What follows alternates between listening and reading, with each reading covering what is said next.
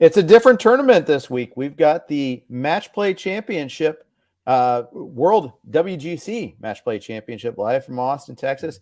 Two-man booth today. Jeff Erickson here with Scott Jenstad. We'll break it out down for you in a moment.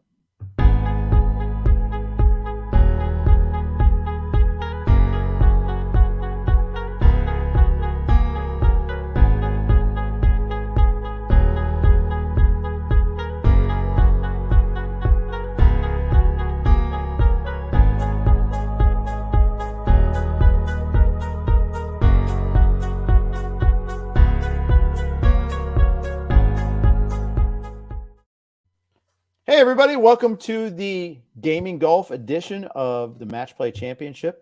Jeff Erickson here with Scott Jenstad. Scott, I got to admit, the Valspar did not capture my attention because my golfer stunk. Of course, Jeff Ritter won the tournament and absconded with our prize money. Decided he couldn't make it today. No, it's because the Match Play starts on Wednesday. He's like full on with interviews and all that. So it's the two of us this week.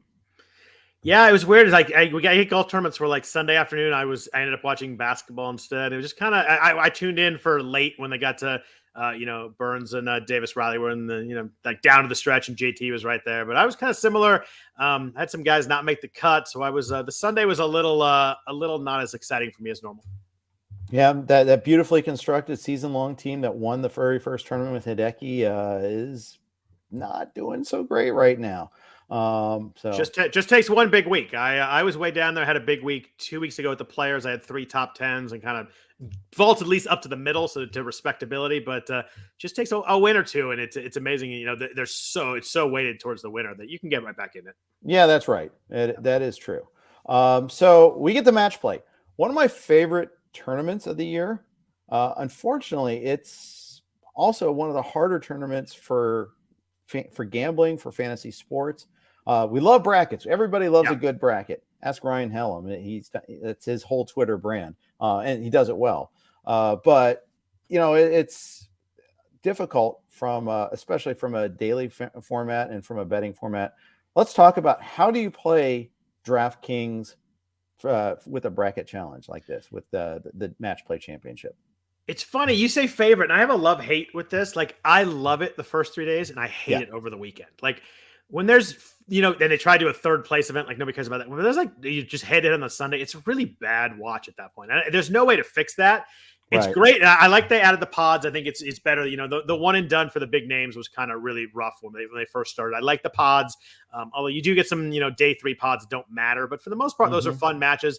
The Sweet 16 is pretty fun when there's 8 groups out there, but it's a hard TV event after that. Cause you're like on Sunday, you're like, am I going to watch 2 guys play an entire round against each other one-on-one? And if someone goes 3 up after 8, like you're kind of like, I'm going to go watch basketball. Like it's a hard TV event over the weekend, although it's a great event on the 3 days before. Yeah. Wednesday through Friday is great. It is.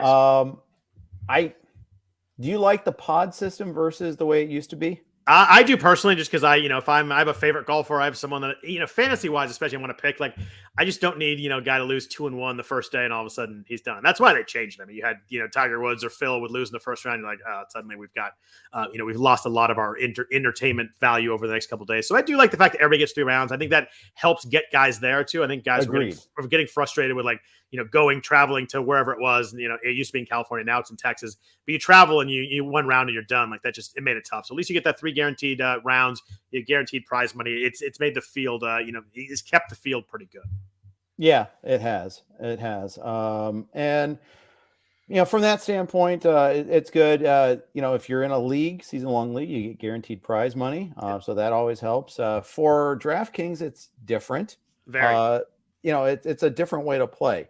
You have, instead of just trying to win, you have to figure out the matchups. You got to figure out brackets a little bit there. And I think when you look at like the lineups people have when it locks on Wednesday, you'll be surprised. There's like 20% of teams that have no chance because they just didn't plan it right. They'll have people in the same pod. They'll have people that play each other in the second round. Like you have to figure out and fill it out. I mean, you're not going to hit everything perfectly, but if you're going to play in a tournament, you better at least give yourself a chance that if everything works out perfectly for you, get the final 4 right. Like or at least, 5 of your guys in the Sweet 16, whatever it may be. You can't have your guys playing in the second round because in a tournament, you're going to have to maximize everything to get there. You may do really well still. Right. You may cash in a cash game, but you've got to at least map it out. So if everything works out well, and to win a tournament, you need everything to work out well normally most weeks. But in this week, you can kind of map it out where there's no point in taking, if you like Colin Morikawa and Abraham Answer a lot, you can take them, but they play in the second round if they both win. And right. You've kind of eliminated one of your guys going to the Elite Eight, and that's 3 rounds left. So you just it's a fun tournament in DraftKings in terms of trying to figure it out. It takes less stats. It's more a little bit feel like you've got to figure out which pods are going where and who's playing. But make sure at least you don't have more than 2 guys in the same region, and your 4 players can at least match up in the Final Four if everything goes perfectly. Right. So that's the take. I was going to ask you: is it imperative that you get a feasible Final Four? It's pretty darn imperative. If you hit everything perfectly and you maybe have 2 guys play in the Elite Eight, I think that could work if you nail everything. But I certainly would never put. I would certainly not have. You want to go 2 regions with 2 guys, 2 regions with 1 guy. So at least you're maximizing that. At least they would play in the Elite Eight against each other, and then 2 Final Fours. Not imperative, but I certainly it's hard because salary wise, if you do your bracket, if you have JT and Xander and one of their big name, you can't play them all. So you gotta get down there with somebody salary-wise because still a salary cap. But yeah, at least you better match it out where you get at least 3 of the Final Four, but still you're 6 in the Elite Eight, whatever it may be. It's impossible to win a tournament unless you get guys really deep. Yeah, that's for sure. The other thing too is it's a loaded field. Yep. There's only 5 or 6 of the top 64 in the world that aren't here. Yep. So that makes it challenging in and of itself. If you happen to have, if you had Sam Burns, well, you got your win last week. You don't get him this week, but Hideki's not here. Yeah. Rory's not here. Rory's not here. Cam Smith, I think, is the other one. Cam Smith, who is doing just fine. Yeah. He's living his best life right now. He is. Well earned. Yep. But we'll see him at the Masters. We won't see Phil at the Masters. We won't see Phil here either. I will refrain from comment, but yes, no Phil. No Phil at the Masters. I was a little bit surprised by that. I thought maybe that would be a landing spot where he would come back, but I imagine he just probably doesn't want the attention at that event. Do you think there's an unannounced suspension a la Dustin Johnson? It's very, very possible. I don't think so, but it certainly is not outside the realm of possibility. I think it's more of him being contrite and also trying to appear contrite, and then he's taking this seriously. And maybe he probably doesn't want, of all places, Augusta, a place he respects and loves, he probably doesn't want the entire story of the week to be him coming back. That's a nice charitable way of it is. It there. You think unannounced? You're going to unannounce suspension? I'm going to unannounced suspension, but where the rubber will really hit the road is the PGA, where he's the defending champ. That's right. Yeah, it's a really bad look if he's not there, and it's a bad look for the PGA for that matter too, if they've suspended him for their event where he is the defending champ. Right. Yeah, that'll be interesting. That's in May, right? Yeah. So we'll find out soon enough. Yeah. But anyways, okay, let's look at the field. Yep. I still want to frame it by dollars, even though they're all going to be in different groups. But I think it's kind of interesting here, Scott. We have 1, 2, 3, 4, 5, 6, 7 guys in the 10 and 5 digits this time. We normally top out at 4 or 5. And that these are all number 1 seeds in their pods, obviously. So that has something to do with it. And the player itself. So Rahm's at 11.3, Scheffler is at 11,000, JT's at 10.7, Morikawa is at 10.5, Hovland 10.3, Cantlay 10.2, DJ is at 10,000. What strikes you from this group? And you can include who's in their pod, because I think that does matter too. What strikes me from this group is that I'm probably going to take one of them max. I think that it's hard to find guys really cheap this week that you think can, advance out of their groups. I'm looking down here just because I filled out my bracket. My favorite in this group, I think, is Justin Thomas. Just love how he's playing right now. He's 10-7. Yeah. He does get Kisner's group, who's a good match play player, but then he gets Mark Leishman and Luke List. So a decent pod, but not one that I'm super, super scared about. Rahm is, Rahm is obviously the 1 seed, and you can always go there. I kind of think that his pod's a little sneaky. Patrick Reed has not been playing well, but he's got Cameron Young and Sebastian Munoz, who are 2 guys we've talked about a lot that have been playing really well for cheap prices. I think that's a little bit tougher of a pod. You look at Scheffler, and there's like I starred 3 here as kind of like groups of death, and Scheffler is definitely one of them. Len said the same thing. Len Hochberg on Sirius XM today called it the group of death for sure. Go ahead and tell more. I'm sorry I interrupted you. Oh no, you're good. That's good. Agreeing with Len in golf is a really good thing. I mean, Scheffler's the second most expensive guy. He has Matthew Fitzpatrick, Matt Fitzpatrick we talked about. He's playing really well. Fleetwood, who was 2-0-1 in his pod last year and played really well. And you've got match paid wizard, like the best match player of all time, Ian Poulter. If you look at records, like he has 3 Euro Ryder Cup guys in his pod together, like that. For a guy who's the 5th overall seed, he did not do well with the way they kind of do the pods and everything with the 1, 2 seed. You get a 2 seed, a 3 seed, and a 4 seed essentially in each bucket. But that group, there's no way I'm paying $11,000 for Scheffler. As much as I love him, when he's got a group that difficult. I hear you. Counterpoint, he's a Texas boy. Yeah. Finished second last year. year. Fleetwood, Fleetwood's so difficult because he was awesome in round 1 at the Players, and then didn't really hear from him after that. Fitzpatrick, though, he had another good run last week. I mean, I hear you on that one there. I mean, look at some of these draws. I mean, it's just like all 4 of the guys in that pod could win it. Like it's one of those that like they're all really good players and really good experienced match play Ryder Cup guys. I low key like Victor Hovland's group. Will Zalatoris looks scary, but putting matters so much in match play, and we know that it might as well be you or me out there putting some. No, we won't go that far, but I don't know. Over a 6-footer, I might take you if I had to take someone between you and Zalatoris. Trust me, I choke all the time. You do not want me. No. How about a regular 6-footer when you're out playing with your friends? I'll take over that. But yes, on national TV, I'm probably taking Will Z still. Sorry. Yeah, but it's painful watching him putt. Yeah. Tringali, he's had his moments here and there, but he doesn't scare me. And I know Straka's a really good 63, but he is. I still like Hovland's group. I like him going through. I think that makes sense. So the other group that I thought, just because we're talking about groups of death, I thought the other group was tough. Was Louis' group is really tough with Paul Casey, Corey Connors, and Alex Noren. As a 50 Alex Noren is like that's a guy who's playing like a top 25 player in the world right now. That's as a 4 seed in that bracket. I thought that pod. I thought that was really tough. Those are the 3 that the Hovland one's interesting because you see Will Z like jumps out. It's like, oh my gosh, it's 2 great guys. But you're right, that one's a little not as scary at the bottom, but that Scheffler pod, I mean that one jumped out to me as easily the toughest group. I don't love Morikawa's pod either, though. Kokrak can go birdie crazy, and it is match play as a birdie is all about the birdies and eagles. Yep. Sergio always does well at the match play. Yep.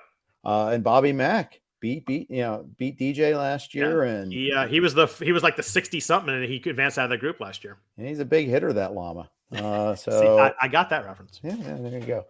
So I'm probably not going to use Colin as much as I love him. He's not in great form the last couple tournaments either. So. I'm probably not either. I just I think you can only go one here. There's a lot of guys in the 9s I like to go a little bit deep. So I think most of my lineups I'm probably going to actually start in the 9s. I'm probably going to have a JT lineup or 2, but I think I'm going to start a lot of lineups with the 9s with Berger and Schauffele at 9-8 and 9-6. I can appreciate that. JT's group, you mentioned Kisner, Leishman, List. Yeah, List, another guy that uses a waffle iron for a putter. So he does. There you go. Let's move into the 9s. Daniel Berger 98, Xander 96, Brooks 94, Bryson coming back from injury at 93, Hatton 92. Paul Casey, 91. You mentioned him earlier. And Louis, they're in the same group, 91 and 9,000 together. Nice. Yeah. Thanks, Louis. Here you go, Louis. Congrats. You're the leader of our group. Oh, well, but we're going to put Hatton in your same. Yeah, we're going to put Casey in the same group with you there. Yep. So good times. Yeah, I love the top end of this group. I really like Berger and Xander to make it deep. I think they both in my final 4. Berger's just playing really well. He's 9,800. His group is he does have Hatton in his group, and Hatton's been putting really well. But Siwoo Kim and Seabass, could be a little spicy, but I like that group. I think Xander, Tony Finau is a 2 seed. Tony Finau is not playing very well right now, and if you're going to get a 2 seed, I love Tony Finau in general, but if you get a 2 seed, that's pretty good. And he's got Lucas Herbert and Kanaya from Japan, I believe, in his group. So I think Xander's group, as I jump out, there's never an easy group when you got top 64 players in the world, but Xander's from the ones he jumped out to me as the one like, oh, he's getting through there. Yeah, Xander is. I mean, I think he gets through, and then he has a tough second round matchup with whoever gets through with the Louis group. He does. But yeah, I do generally like that. That's the guy I like in that half of the draw, in that quarter of the draw. Excuse me. Do you touch Bryson at all, or first tournament No, back? There's no way, right? no, Okay. Yeah, me either. no, not a chance. No. I actually think I think that one's the toughest group. It's Bryson, Taylor Gooch, who played badly in his last tournament, Lee Westwood, who's not played great, and then Richard Bland, who had that like quick run at the U.S. Open at Torrey Pines. Is kind of one. That's a group where you're like, do I have to put somebody in here? Can I take someone from another group? Because there's so many groups I'd like to have two guys, and that one I kind of wanted zero. Yeah, well, then go cheap, get Bland, and that's where you find some value. There, I picked Gooch to come out of that group just because I just couldn't get there with any other guys. Are you doing a brackets contest in addition to DK at all? I haven't signed up for one yet, but if I see one that looks fun, I may sign up. I don't know. Are there actively bracket contests? Well, I know PGA Tour's got their own contest. Okay. PGAtour.com has their own contest. I guarantee you they're out there. It's just I haven't really looked that hard. They must be. I'll definitely be playing DraftKings and one and done in our league. If I see a bracket contest that's fun, I filled one out, I might as well put something in there, right? All right. I like it. 8,000s. Let's take a look here. Spieth at 89, Horschel 88. He was 71 last year, by the way. Yeah, and won it. Yep. Yeah. Fitz 87, Neiman 86, Zalatoris, we talked about him, 86, Lowry 84, Sergio 83, Sungjae 82, Adam Scott 81, and Tommy Fleetwood at 8,000. You got to get one of the guys here too. If you're going 2 9s and an 8, you're probably finding an 8 in there too, right? I am, and I'm going back to a favorite recently. I don't love this range in terms of like who they're matching up against, but I do really like Shane Lowry this week. Yeah, his one seed is Brooks, who might play great or might play not great, and may shut it down after one round if he didn't win, and then. He's got HV3, who I always like as a player, but I'm not really scared of. Eric Van Ruin can make some birdies, but kind of other plays. I like Lowry's group a lot. He's 8,400, playing really good golf right now. He's one of those guys. Like I wish if he and Rahm advance, they play in round 2. That'd be a really fun second round matchup. But if you want to take Lowry really deep in this, you maybe hope Rahm gets upset in the first pod, but that's gonna be a tough one out the bat. But Lowry's just playing really well right now around the world and in the U.S. recently. I'm all about Lowry at 8,400 this week. Yeah, it's kind of a.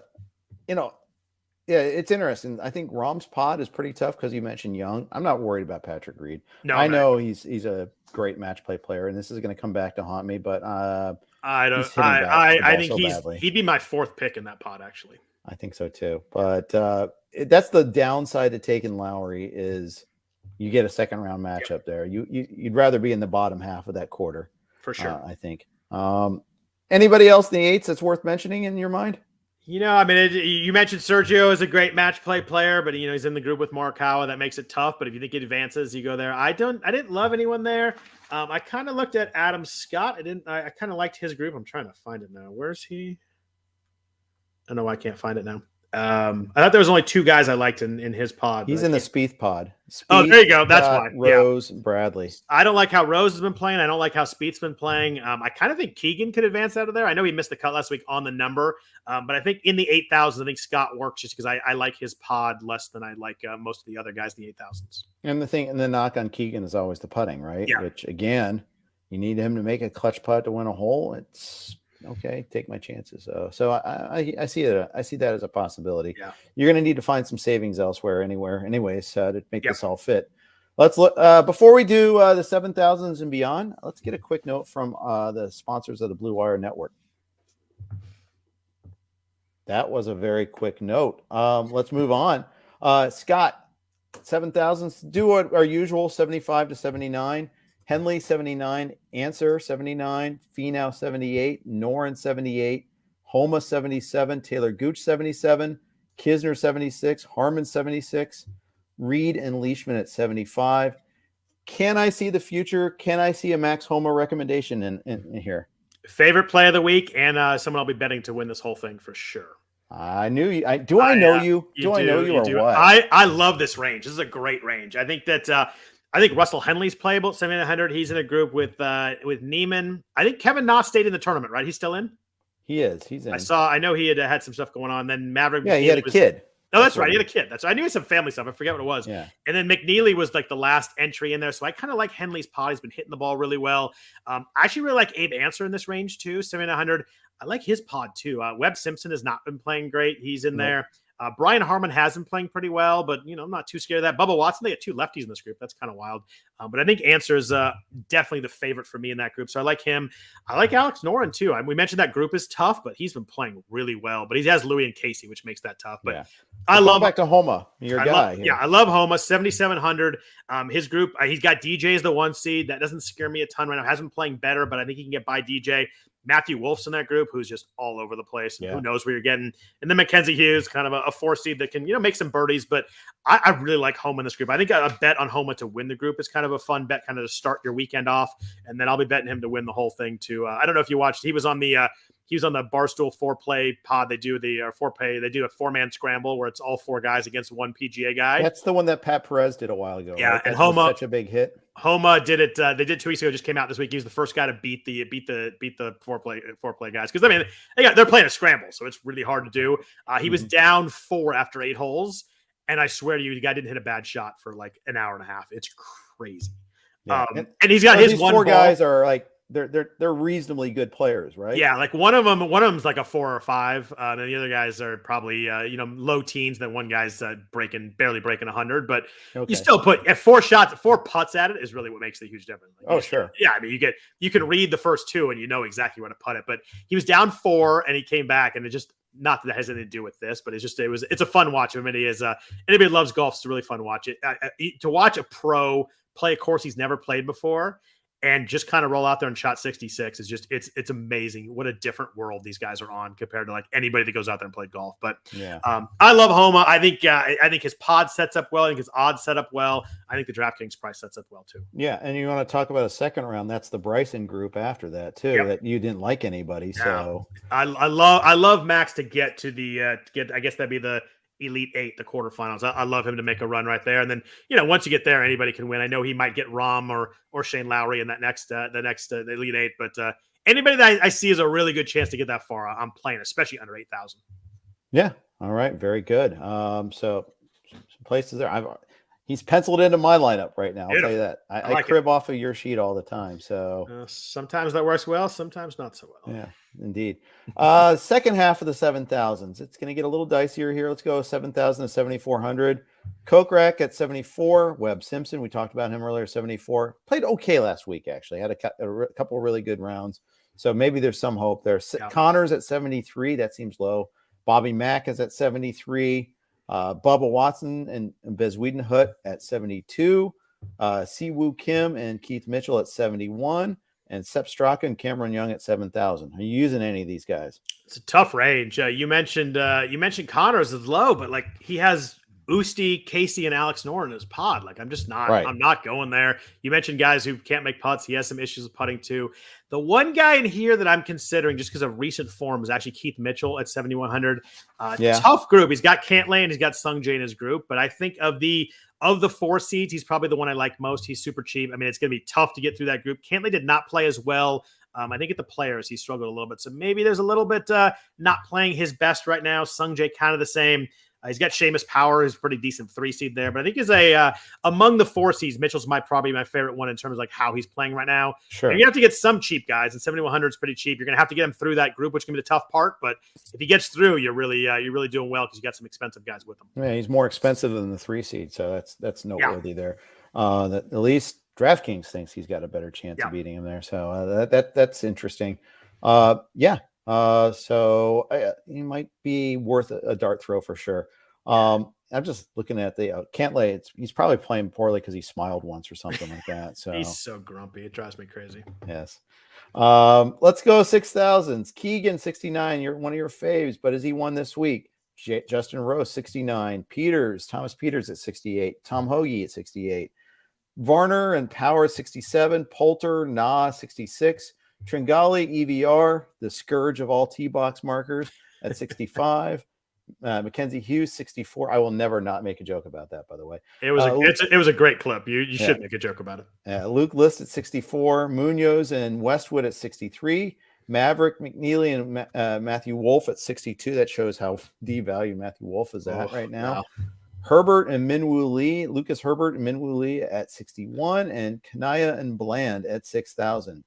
Is there a player in the 6,000s that you're going to roster to try to afford an expensive guy? There's two guys down here I'll be playing in some lineups. The first is Keegan. I understand the putting, but I just like his group. I think that Spieth is a 1 seed, is all over the place right now. Justin Rose a little all over the place. Adam Scott was the guy we mentioned earlier that could win this group. But I like a group where I don't love the 1 and the 3 seed. That's a spot where maybe I'll take the 4 seed. And Keegan has been playing well. I know he missed the cut last week on the number, but still was -2. It's not like he blew up or anything like that. But playing really solidly. Your point about the putting definitely holds true. Like if you need him to make an 8-footer to win the match, like that's a scary event. The other guy I do like down here is kind of the same thing because of the pod is actually Tom Hoagie in recent form, 6,800. His 1 seed is the guy who won it last year. So I get it. Billy Horschel's good at this, but as in terms of 1 seeds, probably scares me a little bit less than, if he was one of the other guys. And then you've got Thomas Peters, who's kind of been all over the place, played well in Europe and then came over here, didn't play great. Very inconsistent player. And then Minwoo Lee, who's kind of the same way, was playing really well internationally, came to the U.S., kind of struggled. So I think Hoagie works well. He's a 3 seed in that pod. Price down here is kind of a 4 seed, 1,600, playing really well recently. He's had a really good year. Won a tournament, has been on the leaderboard and some others. So I think Hoagie's probably my favorite play down here, 6,800. He fits you in there, and I think he's got a pretty good chance to at least advance to the weekend. Yeah. And Billy Horschel withdrew from the Players. Do we know why? He had some sort of, I read about it last night too. He had some sort of, it was a minor injury of some sort. Okay. No, because he had made the cut. And then all of a sudden, halfway through the 3rd round, he withdrew. So never really saw anything on that there. So, yeah. I read it last night. I'm trying to find it now as you're talking, but I thought it was some kind of minor injury. Okay. All right. Oh, no, I'm sorry. I'm wrong. It was a non-COVID illness. I'm wrong. Oh, non-COVID illness. Okay. Yeah. So. Huge. So should be fine to go, but and I know he won it last year. He got hot, and he's a guy that plays really well. Played well in the Florida swing, and was almost won a tournament there. But I just, as terms of 1 seeds, they're all scary. He's probably a little less scary for me. If I want to get a 3 seed through, I'd probably rather do it against him than John Rahm, Colin Morikawa, Victor Hovland, someone like that. Fair enough. Okay, let's talk betting. Move on to our betting sheet here. I'm just going to rely on you. Usually it's you and Ritter. I usually don't provide my own, and I'm just going to listen to you. So who do you got on your betting sheet? Yeah, so it's a fun tournament to bet because you can bet matchups, you can bet the pod, all that kind of stuff. So I haven't seen the pod odds yet. I'm on DraftKings. They have matchups, they have a tournament props, but then I haven't seen the pods yet. So I've just looked at the kind of the win the whole thing, and then you can kind of maybe hedge to get there. But I like Xander at 20-1. I think that's a good number for a guy that I like his pod. I like his chance to get through, and then once you get kind of in the Sweet 16, anybody can win. So I like that.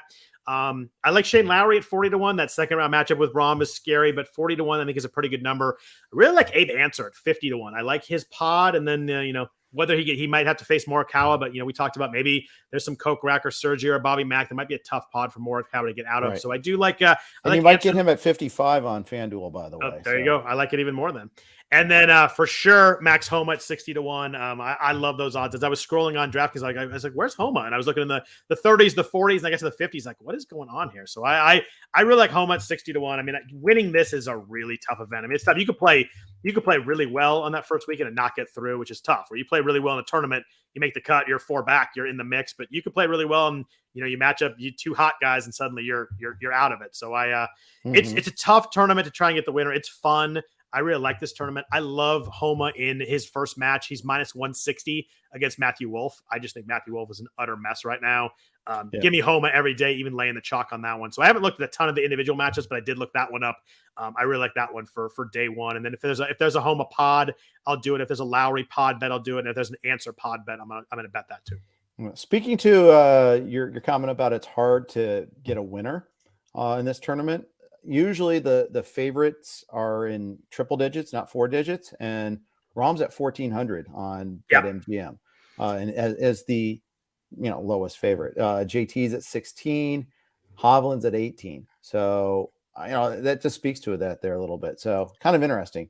Yeah, it does. I mean, it's a regular tournament. If Rahm plays well, he's in the top 5. He's got a real chance to win. He could play well here and be home on the weekend. It's just you run into 2 guys that shoot 64 and you're out. It's rough, and you have to rely on other guys. Like if you lose one match, you need someone else to lose later on the rest of the way. Because if you lose one match and someone goes 3-0, you're done. Like there's just nothing you can do about it at that point. So there's a little more out of your own hands than there is that first weekend there is in any other tournament. Yeah, if the guy you lose to Yeah. Now you got to count. You have Beaches. to. He's got to not only he has to lose. He can't just tie a match. He's got to actually lose one. So Yep. I've had ones where guys lose that first day and play really well on Thursday and Friday, and it doesn't matter. They're done because the other guy went 3-0. Yeah.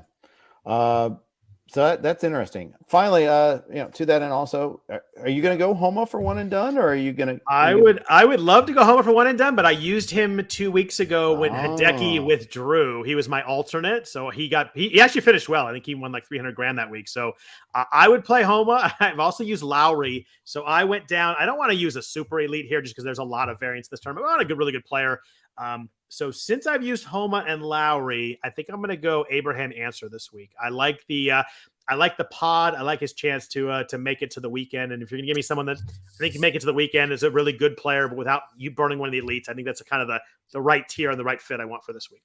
All right. So last year I used Bryson and he didn't make it out of his pod. I forget whoever I used last time. It didn't also.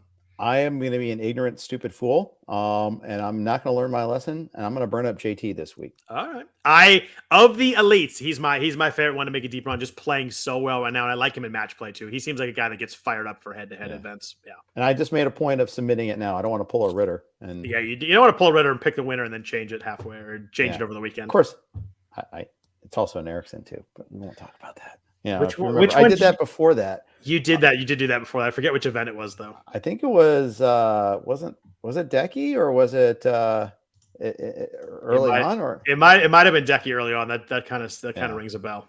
I'm gonna go JT and then Homo will be my my alternate if JT withdraws. I'm going Answer, and I need to find an alternate to be honest. All right. Probably I don't know who it'll be.